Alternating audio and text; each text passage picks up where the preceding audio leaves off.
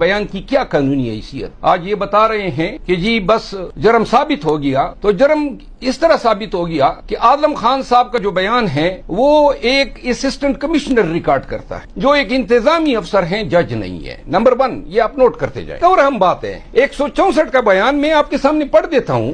164 کے بیان کے لیے ضروری ہے کہ اگر ایک شخص کسی شخص کو مورد الزام ٹھہرا رہا ہے تو اس شخص کو بلایا جائے گا اور اس کا وکیل اس شخص پہ جرا کرے گا۔ تو چیئرمین پی ٹی آئی کی کس وکیل کو بلایا گیا کہ آئیں جی اور جرا کریں؟ میں 164 سب سیکشن 2 آپ کے سامنے پڑھتا ہوں۔ تو نہیں، یہ بیان 164 کے زمرے میں فال کرتا ہے۔ انہوں نے اسسٹنٹ کمشنر سے ایک تحریر جو ہے وہ دستخط کرا کہ اب پاکستانی عوام کو بے وقوف بنانے کی کوشش کر رہے ہیں۔ یہ اس کیس کی پوری لیگل اناٹمی ہے جو میں نے آپ کے سامنے پیش۔ ایک شخص اغوا ہونے کے 33 دن بعد برآمد ہوتا ہے اور حکومت وقت اس کے بیان پہ فخر کے ساتھ جو ہے میڈیا پہ نمودار ہو کے ہمیں مورد الزام ٹھہرا رہی۔ قانون کہاں ہے؟ رول آف لا کہاں ہے؟ آپ نے ایک بندے کو اغوا کیا جو گریڈ 22 کا آفیسر ہے، اگر اس نے بیان دینا تھا میرے خلاف تو 33 دن تک آپ نے انتظار کیوں کیا؟ قانون یہ کہتا ہے کہ جتنی جلدی کوئی بیان ہوگا اتنی اس کی اہمیت ہے۔ پھر دوسری بات، آپ نے عدالت عالیہ اسلام آباد ہائی کورٹ میں غلط بیانی کی، کیا وضاحت دے سکتے ہیں؟ تیسری بات، اعظم خان آپ کے پاس آیا کہاں سے؟ یہ تو بتانا پڑے گا آپ کو، عدالت میں بھی بتانا پڑے گا، اور اگر کمیشن بھی بنتی ہے تو بتانا پڑے گا۔ اور اگر وقت گزرنے کے بعد یا کمیشن کے سامنے اعظم خان نے یہ کہہ دیا کہ جی مجھے تو انہوں نے اغوا کیا تھا، تو آپ کہاں پہ کڑے ہوں گے؟ سائفر کا ایشو جو ہے اب دوبارہ انہوں نے حکومت وقت نے زندہ کر دیا ہے، اور اس سے پہلے آپ سب کو علم ہے کہ جب سپریم کورٹ آف پاکستان میں مقدمہ پینڈنگ تھا تو وہاں اس وقت اٹارنی جنرل آف پاکستان نے سائفر کا کوئی ذکر نہیں کیا، اور اس کی وجہ یہ تھی کہ سائفر کا ذکر اگر ہوتا تو باجوہ صاحب اس میں امپلیکیٹ ہو رہے تھے، لہذا اس وقت انہوں نے خاموشی رکھی۔ یہاں آپ سب کو علم ہے کبھی سائفر جھوٹا ہو جاتا ہے، کبھی گم ہو جاتا ہے، الگ ترتیب انہوں نے بہت سارے بیانیے سائفر کے حوالے سے تبدیل کیے۔ دوسری بات یہ ہے کہ ابھی منسٹر انٹیریئر صاحب نے یہ جو سٹیٹمنٹ جاری کی ہے کہ جی یہ آفیشل سیکرٹ ایکٹ کی خلاف ورزی ہوئی ہے، کلاسیفائڈ ڈاکیومنٹ تھا جو ریلیز کیا گیا، کم از کم آج ان کے اس بیانیے سے یہ اظہار ہو رہا ہے کہ یہ سائفر کو درست یا جینوئن تسلیم کر رہے ہیں، پہلی بات۔ دوسری بات یہ ہے کہ سائفر جو ہے وہ کیبنٹ کے سامنے لایا گیا، کیبنٹ نے اس کو ڈی کلاسیفائی کیا، ڈی کلاسیفیکیشن کے بعد اس کی منٹس جو ہیں تحریر کی گئی۔ اب بات یہاں تک محدود نہیں تھی، 2 دفعہ سائفر جو ہے وہ نیشنل سیکیورٹی کونسل کے سامنے لایا گیا، اور جو موجودہ وزیر اعظم ہیں شہباز شریف صاحب، انہوں نے اس وقت کے جو یو ایس میں پاکستان کے سفیر تھے اسد مجید صاحب، ان کو جو ہے بلایا نیشنل سیکیورٹی کونسل کی میٹنگ میں، جہاں ایمبیسڈر صاحب نے سائفر کے کنٹینٹس کی تصدیق کر دی۔ سائفر کا سلسلہ پاکستان تحریک انصاف کے حکومت میں محدود نہیں رہا صرف NSC تک، سائفر جو ہے نیشنل اسمبلی کے سامنے رکھا گیا، اس کے بعد اس کی کاپی جو ہے محترم چیف جسٹس آف پاکستان کو بھیجی گئی۔ جب یہ سارا پاکستان تحریک انصاف نے یہ اپنے وقت میں جب ان کی حکومت آئی تو پاکستان تحریک انصاف نے اس وقت اپنا موقف دیا کہ ہم سائفر کے ایشو پہ جوڈیشل کمیشن یا جوڈیشل انکوائری کا مطالبہ کرتے ہیں، اور وہ مطالبہ جو ہے آج تک حکومت نے تسلیم نہیں کیا۔ اگر کوئی ہمارے پاکستان تحریک انصاف کے پارٹ پہ یا چیئرمین پاکستان تحریک انصاف کے پارٹ پہ کسی قسم کی جرم کا ارتکاب ہوا ہوگا، یا کوئی اللیگیلٹی ہے، یا کوئی آفیشل سیکرٹ جو ہے وہ تشت بام کیا گیا ہے، تو جو بھی سپریم کورٹ آف پاکستان کا ہانریبل جج جو ہے یا ججز یا کسی بھی ہائی کورٹ کا جج یا جج صاحبان جو انکوائری کر رہے ہوں گے، ان کے سامنے تمام شواہد آ جاتے، اور اگر اتنے ہائی لیول پہ یہ انکوائری ہو جاتی تو حکومت وقت کے اس موقف کی بڑی تائید ہو جاتی کہ واقعی جو ان کا بیانیہ ہے وہ درست۔ گزارش یہ ہے کہ آج پاکستانی قوم کے سامنے دوبارہ یہ چیز رکھ دی گئی ہے کہ ڈونلڈ لو نے اس وقت کے سفیر کو یہ پیغام جو دیا تھا وہ اس وقت کے آرمی چیف کے لیے دیا تھا، جنرل باجوہ صاحب کے لیے، کہ جی آپ حکومت کو چلتا کر دیں۔ اب حکومت نے اس پہ یہ ایکشن لیا کہ امریکن یا یو ایس گورنمنٹ کا پاکستان کے اندرونی معاملات میں مداخلت کا کوئی حق نہیں ہے۔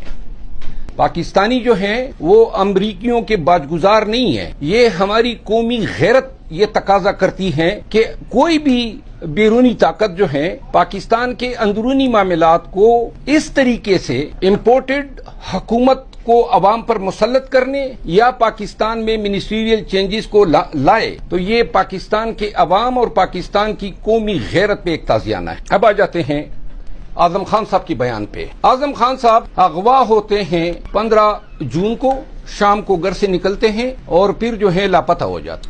لاپتہ ہونے کے بعد ان کی فیملی جو ہیں وہ اسلام آباد ہائی کورٹ سے رجوع کرتی ہیں۔ سرکاری موقف آ جاتا ہے کہ کسی نے اس کو اغوا کر لیا۔ یہ اغوا کی جو واردات ہیں یہ مسلسل تقریباً 33 ایام تک کنٹینیو رہتی ہے۔ 33 ایام کے بعد اچانک اعظم خان صاحب جو ہیں اس کے بارے میں میڈیا کے ذریعے بتایا جاتا ہے کہ اعظم خان نے کسی مجسٹریٹ صاحب کی عدالت میں پیش ہو کے 164 کے بیان کے ذریعے چیئرمین پی ٹی آئی کو مورد الزام ٹھہرایا ہے، اور جو سائفر کے حوالے سے پاکستان تحریک انصاف کا جو بیانیہ ہے اس کی نفی۔ اب میں پوری قوم کے سامنے اعظم خان کے بیان کی اناٹمی رکھتا ہوں۔ نمبر 1، یہ اعظم خان کس کی تحویل سے عدالت لے جایا گیا؟ بادیو نظر میں نظر آ رہا ہے کہ شاید آخری دفعہ اس کو ایف آئی اے کے حوالے کیا گیا۔ جب ایف آئی اے کے پاس یہ تھا اور اب یہ ثابت ہو چکا ہے کہ یہ ریاستی اداروں کے پاس تھا تو ہائی کورٹ اسلام آباد کے سامنے غلط بیانی کی، یعنی انہوں نے اغوا کیا تھا، یہ وزراء صاحبان یا ان کی حکومت نے اغوا کیا تھا جو آج ہمیں پاکستان تحریک انصاف کو مورد الزام ٹھہرا رہے ہیں۔ نمبر 1، یہ واضح ہیں 2 اور 2۔ نمبر 1، اعظم خان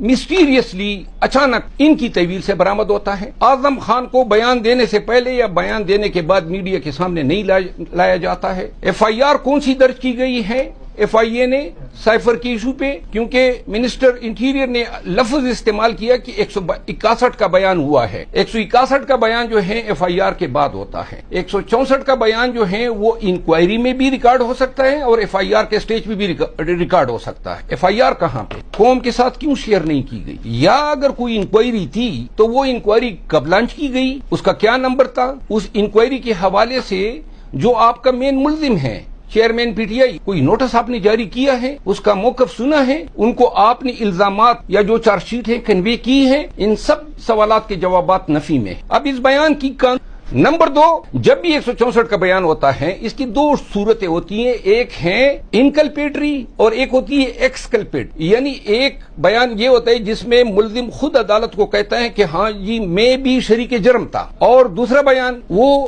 کہتے ہیں کہ جی میں اس جرم کا گواہ ہوں۔ قانونی طور پر ہمیں یہ نظر آ رہا ہے کہ وہ اس بیان کو سلطانی گواہ بنانے کے لیے استعمال کرنا چاہتے ہیں، کیونکہ اعظم خان کے اس بیان میں انہوں نے جو لکھوایا ہے سارا ملبہ جو ہے وہ چیئرمین پی ٹی آئی پر پھینکنے کی کوشش کی ہے۔ اب 164 بیان کے 5 بنیادی ریکوائرمنٹ ہیں اور اس کی تائید ہوتی ہے آرٹیکل 10 اور article 10A of the constitution سے۔ یہ بنیادی حق ہیں پاکستان کے عوام کا کہ ڈیو پروسیس آف لا جو ہے، ڈیو پروسیس آف لا اور فیئر ٹرائل، یہ پاکستان کی تمام عوام کا بنیادی حق ہے۔ اب فیئرنیس، کوئی پاکستانی جو ہے سوچ لیں کہ اس پورے پروسیس میں شخص اغوا ہوتا ہے، 33 دن بعد ریاستی اداروں کی تحویل سے برآمد ہوتا ہے، اچانک مسٹیریسلی کسی ان نون عدالت میں نہیں کسی اسسٹنٹ کمشنر کے پاس لے جاتے ہیں اور وہ بیان لکھ لیتا ہے۔ بیان لکھنے سے پہلے اس پہ 5 ذمہ داریاں ہیں۔ نمبر 1، وہ بیان لکھنے سے انکار کرے گا اگر اس کے سامنے یہ بات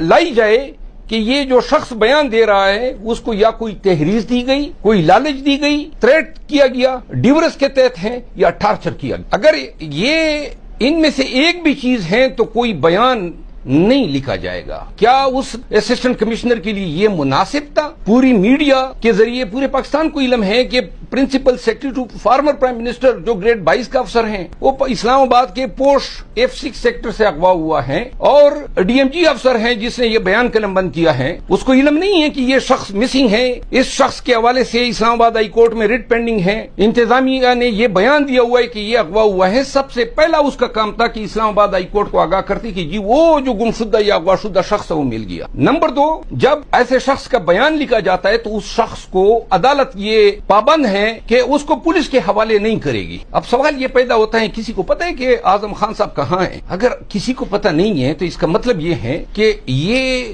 دوسری واشگاف مس کنڈکٹ کا ارتکاب کیا ہے اس اسسٹنٹ کمشنر کے پارٹ پہ جس نے یہ بیان قلم بند. تیسری بات، یہ جو بیان